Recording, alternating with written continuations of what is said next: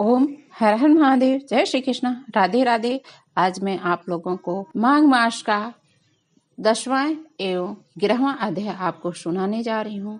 तो आइए कथा की ओर चलते हैं। यमदूत कहने लगे कि हे वैश्य, एक बार भी गंगा जी में स्नान करने से मनुष्य सब पापों से छूटकर अत्यंत शुद्ध हो जाता है।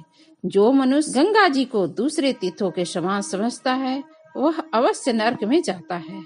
भगवान के चरणों से उत्पन्न हुई गंगा जी के पवित्र जल की श्री शिव जी ने अपने मस्तक पे धारण करते हैं। वह ब्रह्मा जो संदेश रहित प्रकृति से अलग और निपुण हैं, ब्रह्मांड में उसकी समानता किससे हो सकती है। गंगा जी का नाम हजारों योजन दूर से भी जो ले लेता है वो नरक को नहीं जाता है। इसलिए मनुष्य को अश्वमेध गंगा में स्नान करना चाहिए। हे वैश्य, जो ब्राह्मण दान लेने का अधिकारी होकर भी दान नहीं लेता वह आकाश के नक्षत्रों में चंद्रमा के समान है।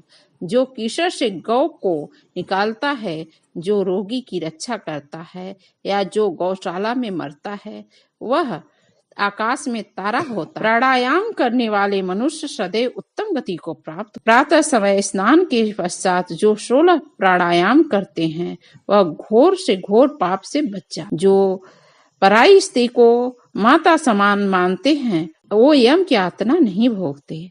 जो मन से भी कभी भी स्त्री का चिंतन नहीं करते वह दोनों लोकों में अपने अधीन करता है। जो पराये धन को मिट्टी के समान समझता है वह स्वर्ग में जाता है। जिसने क्रोध को जीत कर मानो उसने वह स्वर्ग को जीत लिया। जो माता पिता की सेवा देवता तुल्य करता है वह यम द्वार नहीं जाता। जो गुरु की सेवा करते हैं वह ब्रह्मलोक को प्राप्त होते हैं। शील की रक्षा करने वाली स्त्री धन्य है। शील भंग करने वाली स्त्री यमलोक को जाती है। जो वेद और शास्त्रों को पढ़ते हैं या पुराण और संहिता पढ़ते हैं सुनते हैं, जो स्मृति का आख्यान और धर्मशास्त्र समझाते हैं या जो वेदांत में लीन रहते हैं वह पाप रहित होकर ब्रह्मलोक को प्राप्त करते हैं। जो अज्ञानियों को वेद शास्त्र का ज्ञान देते हैं ये देवताओं से भी पूजित होते हैं। यमदूत ने कहा कि वैश्य श्रेष्ठ यमराज ने हमको वही आज्ञा दे रखी है, तुम भी वैश्यों को अपने पास मत लाओ। हे वैश्य, पापी लोगों को इस संसार रूपी नरक को पार करने के लिए भगवान की भक्ति के सिवाय दूसरा कोई उपाय नहीं है। भगवान की भक्ति न करने वाला मनुष्य को चंडाल के समान समझना चाहिए।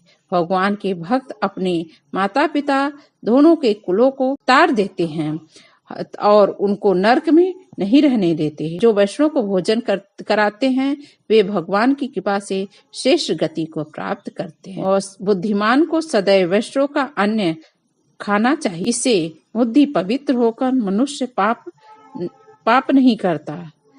गोविंदाय नमः इस मंत्र का जाप करना चाहिए। जो मनुष्य मृत्यु को प्राप्त होता है वह परम गति को प्राप्त, इसमें कोई संदेह नहीं है। जो ओम नमो भगवते वासुदेवाय मन में नमो नारायण इस द्वादशाक्षर मंत्र या अष्टाक्षर मंत्र का जाप करता है उसके ब्रह्म इत्यादि बड़े से बड़े पाप नष्ट। ये तो था माघ मास का 10वां अध्याय। आप 11वें अध्याय की तरफ चलिए। यमदूत कहने लगे कि हे वैश्य, जो सदैव शालिग्राम की शिला में गोमती चक्र में भगवान वासुदेव का पूजन करता है, क्योंकि सब पापों का नाश करने वाला, सब पुण्यों को देने वाला तथा मुक्ति प्रदान करने वाले भगवान विष्णु का इसमें निवास होता है। जो मनुष्य शालिग्राम की शिला हरि चक्र में पूजन करता है वह अनेक मंत्रों का फल प्राप्त कर लेता है। जो फल देवताओं को निपुण ब्रह्मा की उपासना में मिलता है वही फल मनुष्य को भगवान शालिग्राम का पूजन करने से यमलोक को नहीं देखने देता। भगवान को लक्ष्मी जी के पास अथवा वैकुंठ में इतना आनंद नहीं आता जितना शालिग्राम की शिला या चक्र में निवास करने में आता है। स्वर्ग कमल युक्त करोड़ों शिवलिंग के पूजन से इतना फल नहीं मिलता जितना एक शालिग्राम के पूजन से मिलता है। भक्ति पूर्वक शालिग्राम का पूजन करने से विष्णु लोक में वास करने और मनुष्य चक्रवर्ती होता है। काम, क्रोध, लोभ, मोह, अहंकार युक्त होकर भी मनुष्य शालिग्राम का पूजन करने से वैकुंठ में प्रवेश कर जाता है। जो सदैव शालिग्राम का पूजन करते हैं वह प्रलय काल तक स्वर्ग में वास करते हैं।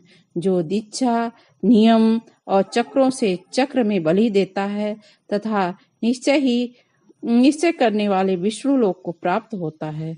जो शालिग्राम के जल से अपने शरीर का अभिषेक करता है वह मानो संपूर्ण तीर्थों में स्नान करता है।